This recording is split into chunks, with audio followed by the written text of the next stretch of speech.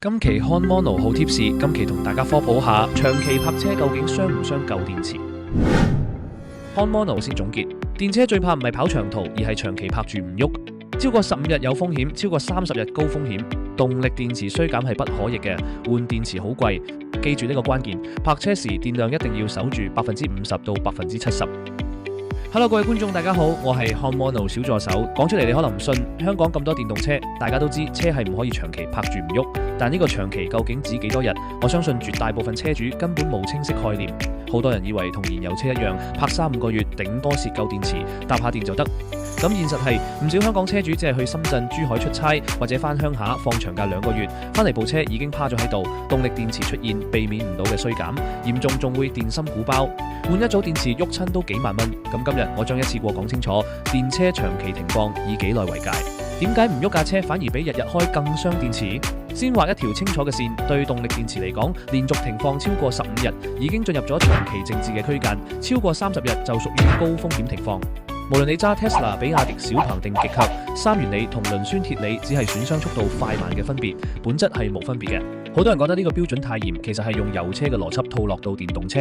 燃油車長期停放傷嘅係機油同電瓶，大部分可以恢復，但動力電池一旦衰減形成就冇得翻轉頭。具體嚟講，三元鋰電池化學活性高，置放電快，連續停15日左右，電芯電壓就會逼近保護闢值。而磷酸鐵鋰穩定性強啲，但停滿30日，負極一樣會出現不可逆式理。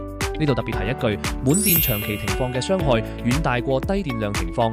滿電高壓環境會加速電解液分解，既跌容量又提升鼓包風險。咁好多人諗唔通，車唔開唔充點解會易損壞？核心係3大套系統一直喺度消耗，一步步擊穿安全底線。第一係動力電池嘅自放電同不可逆反應，就算全車斷電，電池內部化學反應都唔會停，每日都有自然電量損耗。日常用車嘅充放電循環可以令電芯保持活性，抵消損耗。但長期靜止之下，電量持續走低，一旦跌破臨界保護電壓，負極就會釋出鋰結晶，永久塞住離子通道，直接造成容量縮水。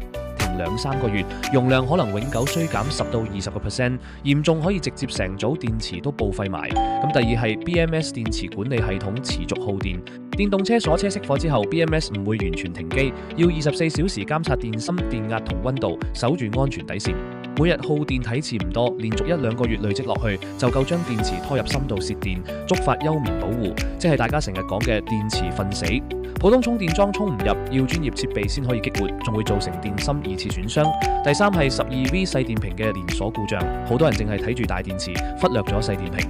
車機、車門、防盜、遠程喚醒，全部靠佢供電，容量細，泄電快。唔少車喺香港屋苑停車場泊20日左右就徹底冇電，連車門都打唔開。部分車型細電瓶泄電之後，仲會連帶觸發大電池保護機制，加速大電池泄電，形成惡性循環嘅情況。最後講實操方法，按時間分3類，跟住做，基本可以將損傷降到可忽略。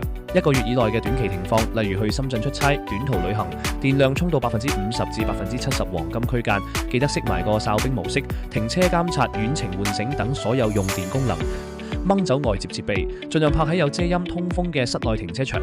每週遠程睇一眼電量就得，有條件嘅話，斷開細電瓶，負極會更穩妥。